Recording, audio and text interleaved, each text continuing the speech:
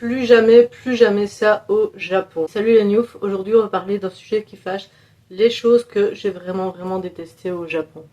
Donc ici, j'ai vraiment 2 journées que si je pouvais les supprimer de mes derniers voyages dans ce pays, je le ferais. Malheureusement, quand on part en voyage, on n'est pas à l'abri d'aléas et compagnie, donc on ne sait pas trop ce qui va nous tomber sur la tête, et là, ça a été le coup de grâce. Et maintenant, apparemment, le pays, c'est un peu comme ça partout quand on est en saison, genre pendant le Hanami et tout, c'est le surtourisme. Alors là, franchement, vous n'imaginez même pas dans quel pétrin je suis tombée. Je vais commencer sur mon tout premier voyage au Japon, où là, j'ai voulu aller à Nara. Nara, c'est la ville où il y a les daims, les temples, les cerises, c'est super sympa à faire. Si vous n'avez pas déjà été dans le reste du Japon un peu plus reculé avant. Par contre, si vous avez déjà été sur le reste du Japon avant, bah, c'est un petit peu inutile d'aller à Nara parce que vous allez payer pour des trucs que vous avez eu gratuitement auparavant. Et alors là, vous allez avoir le surtourisme en plus. Donc le surtourisme, le coût et malheureusement pour moi, ce jour-là, la pluie. Je suis venue juste après l'Hanami, donc forcément, là, j'ai eu les draches japonaises. Et ça a un peu flingué ma journée. Je pense que ça, c'est encore le côté où on a réussi à relativiser, on s'est bien marré. Heureusement pour nous, en fait, qu'il a plu, parce que sinon, on n'avait vraiment rien à se mettre sous la dent. Tout est payant, que ce soit les temples, que ce soit là la bouffe qui est chère pour pas grand chose. Nara, c'est pas forcément une ville que je vais conseiller aux gens, sauf si tu viens juste une semaine au Japon, que t'as pas vraiment le temps d'aller voir des trucs un peu plus reculés. Oui, c'est bien d'aller voir Nara, mais si tu vas faire un voyage un peu plus long ou que c'est surtout ta fin de voyage, honnêtement, je vais le déconseiller. En plus, au niveau de la bouffe, bah, on a pris un genre de KFC, un truc comme ça, c'était vraiment pas ouf. Les portions étaient petites, c'était cher pour le Japon, c'est pas du tout ce qu'on connaît. Bon, c'est clair que vous allez me dire que j'aurais pu manger des sushis et des ramen, mais à un moment donné, quand vous êtes là depuis plusieurs jours, vous avez quand même un petit peu envie de manger des trucs plus américains, plus occidentaux. Et la bouffe du Japon, elle vous gave un petit peu, faut le reconnaître. À Nara, c'est clair que c'est super sympa d'avoir les daims qui viennent vouloir te chaparder de la bouffe, etc. Mais comme moi, juste avant, j'avais été sur l'île de Miyajima, j'ai eu l'occasion de voir ça sans avoir la question du coût derrière, qui était beaucoup plus sympathique. Et bon, bah forcément, bah, à Nara, tout est payant, donc si on veut leur donner un cake ou quoi que ce soit, c'est payant.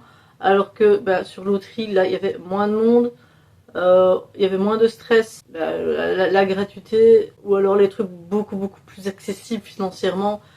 Donc voilà, je ne vais pas du tout choisir Nara, mais plutôt favoriser un endroit un peu plus reculé, un peu moins fréquenté par les touristes. Et là, bah, plus profiter en fait, parce que bah, l'accumulation de personnes ne va pas aider du tout. Et là encore, je suis tombée en moment de pluie, mais ce qui m'a vraiment dégoûté, cette espèce de question de surcoût par rapport au fait qu'on était sur un lieu touristique, alors que les autres endroits, c'était pas du tout le cas. Juste avant, on avait fait pas mal de temples et compagnie, et on n'a jamais dû payer. On mettait comme une pièce symboliquement pour le principe que ben voilà, c'est une question de respect aussi. Tu viens, bah, tu mets un petit quelque chose de participation. Mais là, c'était la question d'imposer, et en plus, ce qu'on nous imposait était cher pour ce que c'était, et par rapport à ce qu'on avait vu avant, ça ne correspondait pas du tout.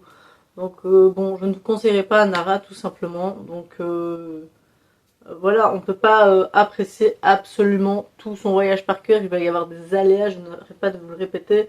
Mais bon, ça, on ne sait pas sur quoi on va tomber. Maintenant, je vais repartir sur mon deuxième voyage au Japon, qui s'est fait ici il y a maintenant bientôt 2 ans, au moment où je tourne cette vidéo. Donc j'étais allée à Hakone. Hakone, il faut savoir que en fait, c'est là où il y a un magnifique torii avec vue sur le lac et compagnie. Et quand j'étais en couple, c'est là que je devais faire ma demande en mariage. Ouais, j'ai failli faire cette demande et tout. J'avais déjà repéré la bague et tout. Et en fait, j'ai rompu juste avant d'acheter la bague. Mais je vous dis, quelques jours avant, parce que je l'avais déjà repéré, j'avais déjà été à la bijouterie, j'avais déjà tout été prêt. Et apparemment, le karma a voulu que ce soit une journée de merde. Donc c'est que ça ne devait pas se faire, tout ça ne devait pas se faire.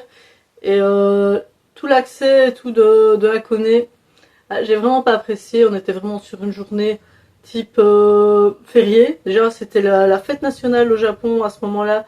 Donc c'était le bordel, il y avait des Japonais partout. Heureusement pour nous, on s'est levé tôt, ce qui fait qu'on était dans les premiers métros, les premiers trains, enfin, on était chaque fois numéro 1, donc on avait quand même des places assises, on était très chanceux à ce niveau-là. Après, bon, bah, il y a quand même beaucoup plus de touristes qui sont arrivés au fur et à mesure du temps dans la journée. Et puis il y en a qui sont arrivés un peu plus loin sur le parcours. Donc c'était vraiment bondé. Donc moi je vais vous déconseiller d'aller au Japon, d'aller faire un truc hyper touristique un jour férié. À la limite, faites un truc plus privatif en fait. Ça franchement, prenez-vous une chambre avec un onsen privatif ou quoi, et ça ne vous empêchera pas de passer une bonne journée, parce que les jours fériés au Japon, c'est full, mais vous n'imaginez même pas. Ici, je vois par exemple sur, qui n'a rien à voir, Rovaniemi, actuellement, ici on a eu les périodes de fête, au moment où je tourne, le Père Noël qui passe avec son traîneau, il y avait des barrières pour ne pas aller dépasser la barrière parce qu'il y avait trop de monde. Moi je me suis baladée là à pied, sans barrière, sans rien, limite le Père Noël, je lui fais un high five dans la main et ça passe parce qu'il n'y a personne. Donc je vais favoriser leur saison pour beaucoup de choses. Après c'est clair que j'ai un enfant, j'ai bien conscience que c'est pas toujours si simple que ça de pouvoir voyager quand on veut, comme on veut, avec les moyens, etc. Après, une fois que mon fils va grandir, ce qui est déjà le cas, parce qu'il est bientôt majeur, donc dans 1 an et quelques, une fois qu'il sera majeur, s'il y a moyen de pouvoir faire des voyages en hors saison dans les grosses destinations, je ne vais absolument pas me gêner, c'est ce qui va se passer. Donc ça c'est quelque chose que je vous conseille, si vous savez partir hors saison. Ok, vous aurez peut-être moins de soleil et patati patata, il y aura peut-être des trucs un peu plus fermés, je ne sais pas. Mais vous aurez un meilleur visu. Par exemple, je vous conseille de regarder ma croisière en Norvège. Simplement, vous allez regarder la ville, au début on voit la ville de Stavanger, on la voit vide, on voit bien les pavés, on voit tout, il n'y a personne. En fait, moi j'ai réussi à faire cette vidéo telle quelle, parce que j'ai été dans le quartier touristique 1/2 heure avant que mon paquebot se vide. Donc eux, déjà, de 1, ils ont payé. Moi, j'étais gratuitement parce que j'étais au pifomètre et voilà, je suis tombée dessus au hasard. Et ça, c'est ma chance. Et puis après, avec le monde, tu ne vois plus rien. Tu ne vois pas les choses de la même façon. Donc ici, c'est ce qui s'est passé à Kone, c'est qu'il y avait ce surtourisme en masse. Alors on voyait vraiment rien. On avait des files dignes d'un parc d'attractions à Halloween. Donc je suppose que vous visualisez plus ou moins la scène. Et encore, on était les bien lotis. Donc j'imagine pas ceux qui sont arrivés 1 heure ou 2 après nous, les files que eux ils ont dû se taper. Plus bon, t'as quand même un poil énervement des touristes qui sont là. Donc bon, là nous on a encore eu de la chance, c'était beaucoup des Japonais qui sont respectueux et tout. Mais si on va aller taper un Américain ou quoi là-dedans qui va être un peu plus nerveux, ou un Européen qui a l'habitude que ça soit plus nerveux, que ça avance et tout, on va créer des mauvaises ambiances. Et forcément c'est aussi pour ça qu'il y a certains endroits qui se ferment au tourisme, ou alors sur certaines conditions. Par exemple, je prends l'exemple de Ginzan. Ginzan, j'y suis allée, il y avait la neige, il y avait personne. Ici, Ginzan, si tu veux y aller, tu dois avoir pris un hôtel sur place. Tu ne peux plus y aller comme ça, avec Get the Power et tout. Tu dois avoir ta réservation, tu dois venir en bus via le parking qui est plus loin à côté. Après, tu fais à pied. Et alors, il y a beaucoup de contraintes. Et c'est mort cher. Moi j'étais à Ginzan, j'ai garé la bagnole, enfin j'ai fait garer la voiture. On a marché, il y avait personne, il y avait la neige, l'ambiance que tout le monde recherche en général, sur les réseaux sociaux et tout. J'ai réussi à avoir Ginzan sans une foule de touristes et compagnie. Du coup de voir vraiment la place, l'endroit, sans avoir 5000 têtes devant moi comme si j'étais dans un concert. Donc maintenant ça c'est quelque chose qui est compliqué à avoir et je commence à chercher de plus en plus ce type de destination. C'est quelque chose que je vais vous conseiller de faire. C'est de chercher le truc qui est peut-être un chouïa moins bien, un chouïa moins connu, mais à contrario, vous n'aurez pas 5000 personnes dessus.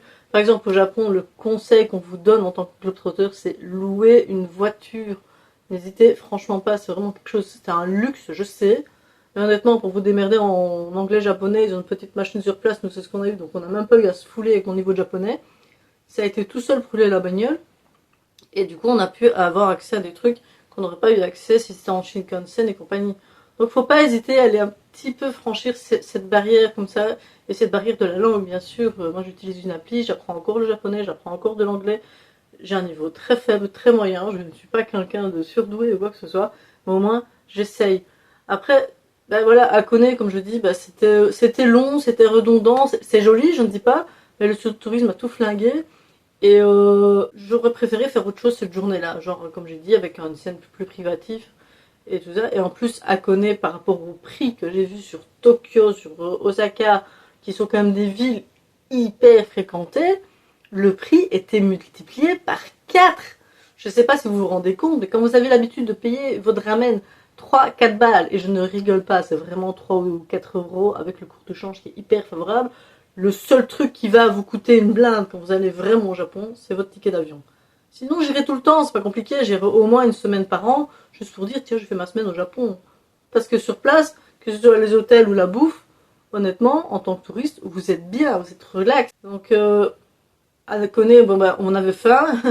On a attendu 2 heures de plus avant de pouvoir aller bouffer, parce que les prix, c'était pas possible. Même si vous allez dire, ouais, mais bon, ça va, 10-12 balles le plat, ça passe. Mais quand t'as l'habitude de payer 3 euros pour un truc plus quali, tu vas attendre peut-être un petit peu, réfléchir de manière différente. Et en plus, bah, pour revenir sur le début de la ville où on était de base, pour repartir après en train, patati patata machin, il fallait prendre un bus, il y avait une file d'attente pour ce bus. Ils ne savaient pas forcément tout remplir, donc il fallait attendre le suivant, une demi-heure, et encore une demi-heure. Donc celui qui est arrivé 2 heures après nous, je ne sais pas combien de temps il a mis pour pouvoir revenir. Donc c'était pas plus appréciable que ça, je dis pas, c'est joli, c'est sympa. Quand il n'y a personne hors saison, ça peut être super sympa. Après, quelqu'un qui part juste 2 semaines au Japon sur un voyage comme ça, un petit peu serré au niveau du timing, je ne vais pas le conseiller. Par contre, si vous vivez sur place, faites-vous plaisir. Quand vous avez un congé ou quoi, allez-y, prenez les enfants, c'est super sympa à faire quand il y a personne en vous. Mais quand il y a du monde, oui, vous voyez le gars devant vous, vous voyez pas le paysage. Il y a quand même un stress dans la foule, même si ça reste des Japonais qui sont très très courtois, ce que je n'arrêterai pas de dire. Mais voilà, c'est quelque chose qui m'a beaucoup déçu. Puis bon, bah, je me suis dit, ah ouais, merde, moi je devais me fiancer sur place.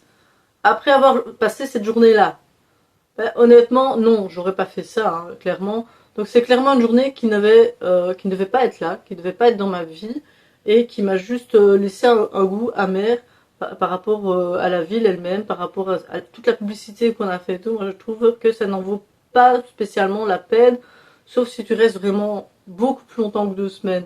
Après, ça c'est mon avis qui est propre, ce sont mes affinités à moi. C'est clair que moi, si on me dit de voyager mais pas de bouffer sur place, là il va y avoir un problème, là ça m'atteint personnellement. Moi je voyage, il faut que je mange, il faut que je goûte le truc local. Donc ça il n'y a pas moyen. Je préfère encore sacrifier des fois une activité pour pouvoir bouffer. Mon fils c'est la même chose. Il va voyager, il va vouloir becter sur place. Et alors par contre, d'un point de vue culturel, il y a peut-être certains musées qui vont peut-être moins m'intéresser. Cyprien a fait une vidéo là-dessus. Il y a un musée des algues à Tokyo. Et il y a peut-être des gens qui ça va super intéresser de voir parce qu'ils sont intéressés, ils sont du métier. Parce que moi, va me montrer des trucs de camion, etc. Bah, je vais adorer. Bah, Jean-François, il en a peut-être rien à faire. Hein, Mathieu non plus. Mathieu, on va lui montrer des trucs de jeux vidéo, etc. avec Mario. On était dans le magasin Nintendo. Il était fortement intéressé. Encore un problème qu'on a rencontré, les tailles des vêtements. Il y avait un magnifique t-shirt Nintendo. Les tailles, c'est du small japonais. Je vous rappelle que nous, on est des carrures européennes et pas des petites carrures, Mathieu non plus. Donc voilà, ce sont tous des trucs à mettre en place dans vos têtes avant de réaliser n'importe quel voyage. Essayez de vous renseigner à l'avance si c'est vraiment intéressant d'aller sur place à telle ou telle date, sachant que le tourisme a augmenté en masse et que 2025, pour aller au Japon, honnêtement, je pense que je ne le conseillerais pas. Je sais qu'il y a un truc genre JO ou je sais pas quoi à Osaka. Donc moi, j'ai pas envie d'aller au Japon sur l'année 2025, sachant qu'il va y avoir, je pense, 5 fois plus de tourisme que d'habitude. Sachant déjà que c'est noir de monde, là, ça va être cramoisi. Donc voilà, ça c'est pas quelque chose qui me tente du tout de faire sur l'année 2025, 2026, pourquoi pas. C'est un pays coup de cœur comme le Canada. Le Canada et le Japon, ce sont vraiment 2 pays très très coup de cœur pour nous. J'espère que cette vidéo vous a plu. N'oubliez pas de vous abonner, de liker, de partager, de laisser un petit commentaire. Dans le commentaire, n'hésitez pas à me dire si vous voulez un autre sujet comme ça, un petit peu piquant, des sujets qui font un peu mal. Je sais que c'est chiant, mais il faut en parler, il faut quand même parler des choses qui ne vont pas quand on voyage. C'est très très très important. Sur ce, moi je vous laisse regarder mes autres vidéos de la chaîne et salut les news.